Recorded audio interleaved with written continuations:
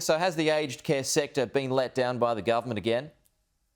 Well, I think the Prime Minister and Greg Hunt said last night that they were going to review the medical information they've got regarding how to handle this. Now, that's because what they're looking at is whether or not it's mandatory to have the workers in aged care vaccinated against COVID. Now, we already know that the workers have to be vaccinated against the flu. We know that visitors have to have a flu shot before they go in to an aged care home. And the Royal Commission was told, and I'll quote you from this, the Royal Commissioner was told that Professor Mary Louise McLaws said, allowing unvaccinated workers in aged care failed on moral grounds. So I think we've moved to a new area here now, which is actually the issue of whether it's the right thing to do or not. And I think most fair and reasonable people would say that it's lawful to actually ask people to be vaccinated against the flu. So I think we should be doing exactly the same thing with COVID vaccination. And that is probably where we've got to see a change, and that should be done rather rapidly, I think, because we saw last year hundreds of people die in Victoria. So if this does no harm, as the doctors would say, and only does good, I think it needs to be done, and done now, and done quickly. You've still got a problem with consent though, don't you, Ian? I mean, I think it was about 15% of residents in Victoria, this is according to Greg Hunt, said that those residents did not give their consent to receiving the jab. So what do you do about that?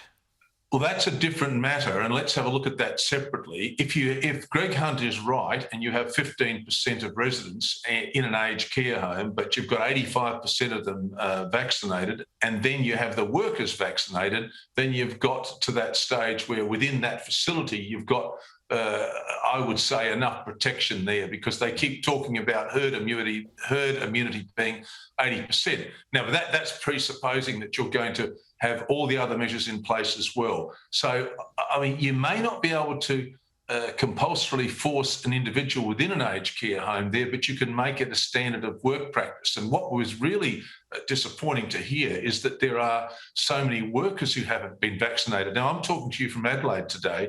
I had my vaccination on May the 7th, and I'm about to have my next one in a few weeks' time. Now, it's interesting, isn't it, that if I've been able to, just a normal citizen, go down and get vaccinated, I would have assumed that the aged care workers would have had theirs by now. I would have assumed the aged care residents would have had it by now. So why hasn't that happened in Victoria? That's the question I would be asking. And you know, if a normal citizen could just book online as I did, and I had no special needs, I wasn't in a high-risk category, I was simply one of the people that was the next lot in the queue. So I think there has to be a question about why we haven't prioritised the aged care workers, and that includes the people that work in aged care, in home care as well, because that's a whole other sector that we haven't even discussed this morning, Peter. Those in needing disability care as well, Ian. Yes. What about workers being allowed to work at multiple sites? This doesn't appear to be happening in state-run facilities, but it does appear to be happening in federally run facilities. So should that be allowed?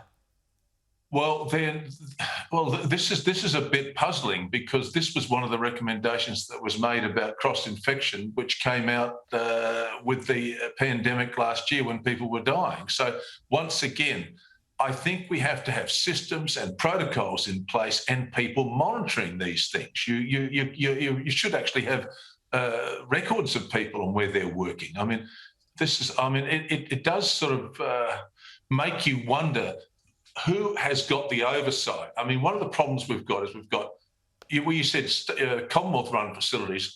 I didn't even know that was the case. I thought you had state-run facilities that are run by the Victorian government, you had not-for-profits, and you had for-profits. Are you saying that we've now got Commonwealth-run facilities, which I didn't know about? So, I mean, the normal situation is you have some state-run facilities run by the Victorian government, and they were the ones, by the way, in the last pandemic where there were no deaths.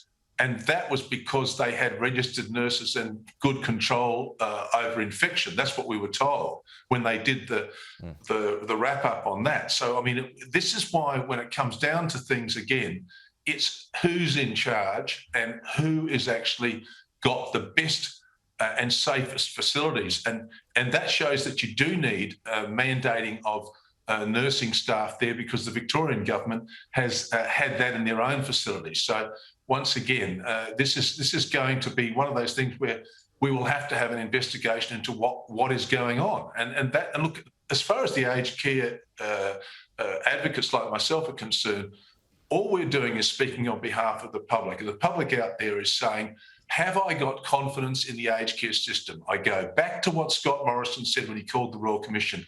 I called this Royal Commission to restore faith in the aged care system. I don't think that's happening at the moment. A recent survey said that it's not there at the moment. He has to put faith back into it. And the other thing that worried me last week was that Simon Birmingham was asked, has the complete response to the Royal Commission been given in terms of money? And he said yes. Well, I mean, we have to ask ourselves, have we seen a full and complete response to the Royal Commission? Have we restored faith in the aged care system? And that is why we've got to just continue to keep the pressure on the government. It's why it's so important that programs like yours don't just move on, but keep the issue in front and centre. And this is also about quality of care and aged care.